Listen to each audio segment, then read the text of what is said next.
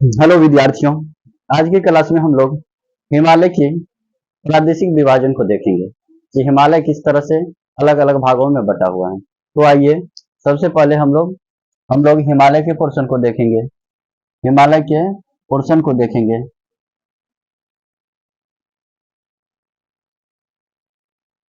इस तरह से हम लोग हिमालय को अलग अलग यहाँ कश्मीर से अरुणाचल प्रदेश तक यह हिमालय कुछ इस तरह से अलग अलग श्रृंखलाओं में बटा हुआ है। श्रृंखलाओं में हुआ बटा हुआ है।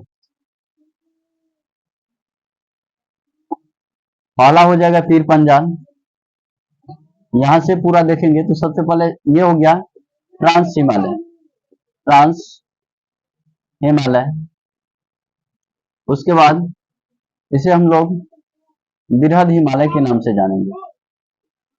ट्रांस हिमालय, बृहद हिमालय, और ये हो जाएगा मध्य हिमालय। मध्य हिमालय और अंततः ये शिवालिक हिमालय। शिवालिक शिवालिक हिमालय। शिवालिक हिमालय क्या हो जाएगा? शिवालिक हिमालय। सबसे पहले अगर हम ट्रांस हिमालय की बात करें तो भारत की सबसे ऊंची चोटी, भारत की सबसे ऊंची चोटी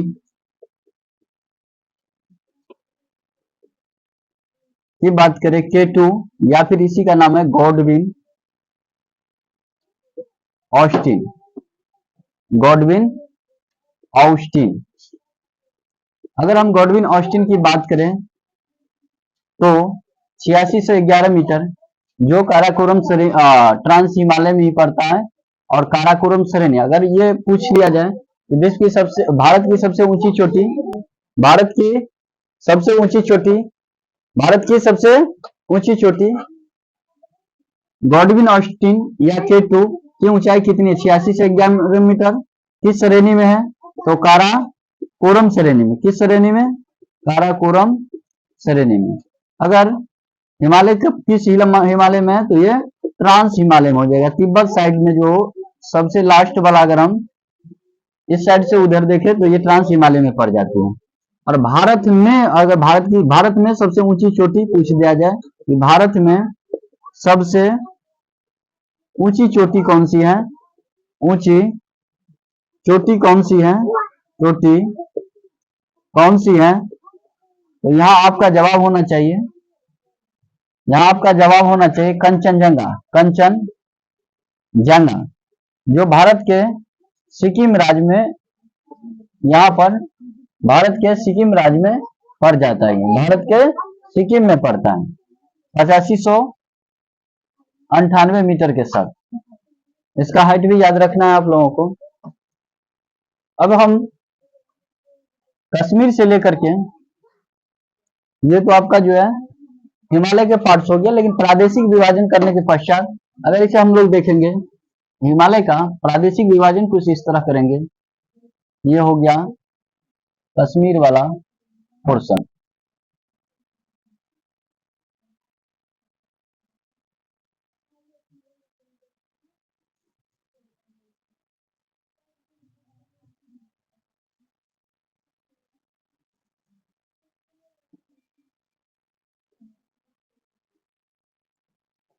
यहां से तो इसे प्रादेशिक विभाजन के आधार पर हम लोग 4 भागों में बांटते हैं।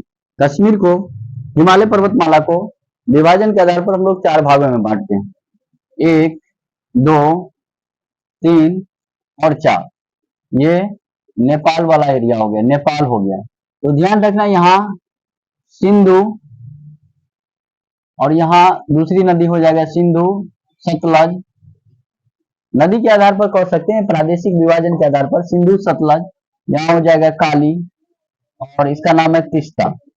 तीस्ता या ब्रह्मपुत्र, हम लोग भारत में तीस्ता नदी को कहते हैं, या ब्रह्मपुत्र नदी को ही अरुणाचल प्रदेश के दूर मतलब जो है ब्रह्मपुत्र नदी को ही तीस्ता कहा जाता है ना। और यहाँ पर जो जैसे कि आप लोगों को प्रीवियस क्लास में पता होगा, तीस्ता नदी जो है इससे पहले सांगपो तिब्बत में चेमायुंगडुंग ग्लेशियर से निकलने के पश्चात, चेमायुंगडुंग ग्लेशियर से निकलने के पश्चात सांगपो नाम होते हुए यहाँ ध्यान मतलब यहाँ पर जो है जैसे ही प्रवेश करती है तो ध्यान तीस्ता इस तरह से ब्रह्मपुत्र नदी के नाम से जानी जाती है और बंगाल की खाड़ी में गंगा से मिलकर के किसका निर्माण करता है, इसका निर्माण करता है डेल्टा, गंगा और ब्रह्मपुत्र की डेल्टा का निर्माण करता है। तो ध्यान रखना ये हो गया यहाँ से सिंधु, सिंधु के बाद सतलज, सतलज काली, काली से तीस्ता। तो कितना पोर्शन हो गया, 1 2 3 और 4, मतलब हिमालय के 4 पार्ट्स हो गए। तो सिंधु से सतलज के हिमालय को हम लोग कश्मीर हिमालय के नाम से जानते हैं, कश्मीर हिमालय के नाम से जानते हैं। उसके बाद सतलज से काली कुमायूं हिमालय के नाम से जाना जाता है, कुमायूं हिमालय के नाम से जाना जाता है। सिंधु से सतलज कश्मीर हिमालय, सिंधु नदी से लेकर के सतलज नदी के जो एरिया है उसको कश्मीर हिमालय के नाम से जाना जाता है। उसके बाद जो है उसके बाद सतलज से काली नदी के बीच के जो एरिया है उसको कुमायूं हिमालय या उत्तराखंड हिमालय, गढ़वाल हिमालय के नाम से भी जाना जाता है। इसके पश्चात काली से तीस्ता, काली से तीस्ता, काली से तीस्ता ये नेपाल हिमालय के नाम से जानी जाती है। सिंधु सतलज, सतलज काली, काली से तीस्ता ये जो एरिया आ जाएगा ये वाला पूरा पोर्शन ये नेपाल हिमालय के नाम से जाना जाएगा, नेपाल हिमालय के नाम से जाना जाएगा, नेपाल हिमालय के नाम से। 1 2 3 एक और पार्ट्स होगा इसका, है ना, एक पार्ट्स और होगा यहाँ पर। और तीस्ता से अब हो जाएगा ब्रह्मपुत्र, तीस्ता से ब्रह्मपुत्र, कश्मीर हिमालय, कुमायूं हिमालय, नेपाल हिमालय, और ये हो जाएगा ये पूरा का पूरा जो हो जाएगा ये एरिया जो है असम हिमालय के नाम से जाना जाएगा, असम हिमालय, असम हिमालय के नाम से जाना जाएगा, असम हिमालय के नाम से जाना जाएगा। इसके बाद जैसे जैसे कि ये पोर्शन जो है पूरा मैदान हो जाएगी नीचा में, और इसी के सहारे हिमालय के सहारे सबसे हिमालय के सहारे जैसे ही पर्वत की समाप्ति होती है तो पत्थर के बड़े बड़े टुकड़े नदी के द्वारा जो इस तरह से बिछाया जाता है जहां पर नदी विलुप्त हो जाती है, मतलब ये जो एरिया कहलाता है ये भावर के नाम से जाना जाता है, भावर के नाम से जाना जाता है, ध्यान रखना। उसके बाद तराई वाला पोर्शन हो जाएगा, तराई में फिर नदियां पुनः दिखने लगती है, और तराई क्या होता है, तराई में मिट्टी और पानी ये दोनों जो है मिक्सचर वाला एरिया रहता है, ये तराई के नाम से जाना जाता है, तराई के नाम से जाना जाता है। उसके बाद अगर हम बात करें आगे तो ये जलोढ़ मिट्टी का ही एरिया है, दोनों ये जलोढ़ मिट्टी का ही एरिया है।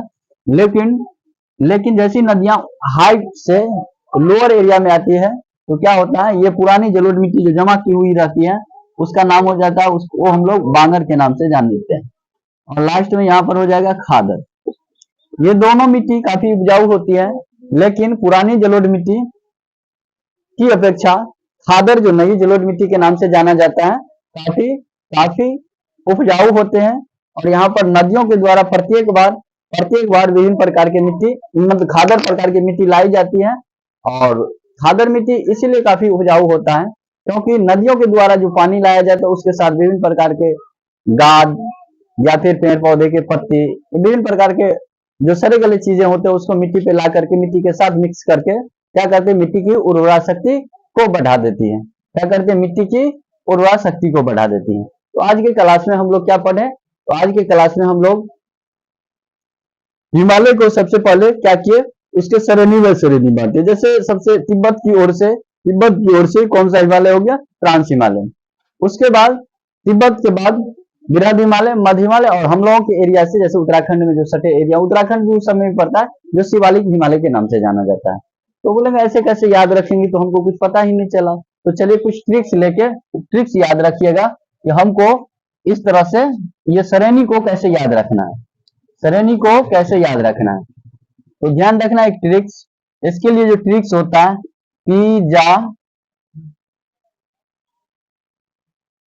पिज्जा मतलब सबसे पहले इसको याद रखना है। तो कुछ इस तरह है।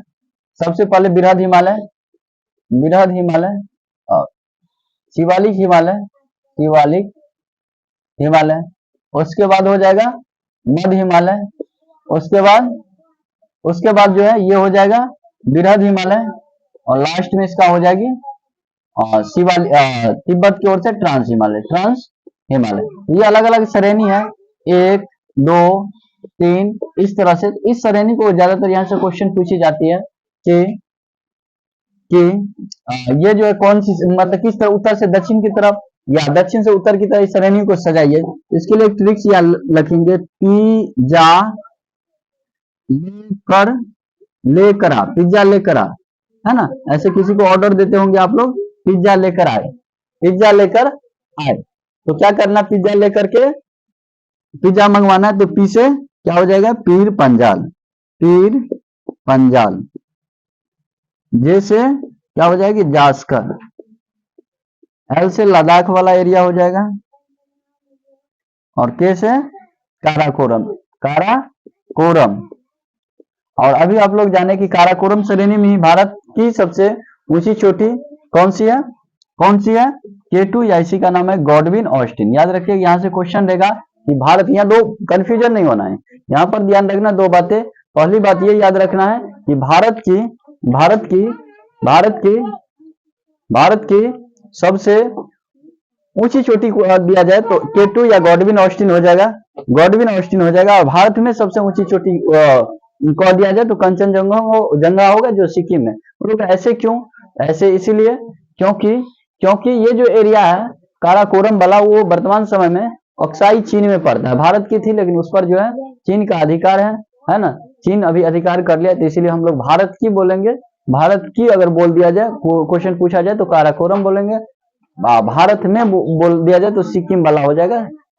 तो ध्यान रखना इस बात को। That's all in this video. If you want to this type video, if any competitive exam, तो then you like this channel. Thank you.